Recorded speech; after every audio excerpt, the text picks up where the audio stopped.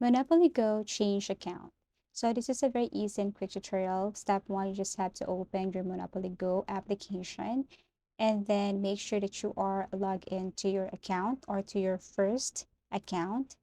So in order to change your account, you must first log in to your first account and you just have to tap the settings. As you can see, we have here connect. You must be connected to your Facebook first, your first account, and then click settings. Now to change your Monopoly Go account, you must see a disconnect button here above sign in with Google.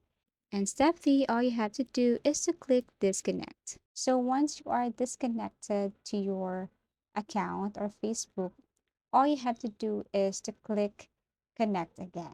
So step four, you just have to click three lines and then tap connect or go to settings and then click connect your account. And then step five, you just have to tap play with friends. As you can see, this one, and you just have to tap confirm and it will take you directly to your second account on your Facebook. And then step six, you just have to simply allow Monopoly Go to have access to your Facebook.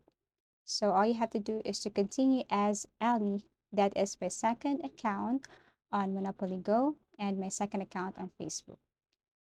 Thank you for watching and see you in our next tutorials.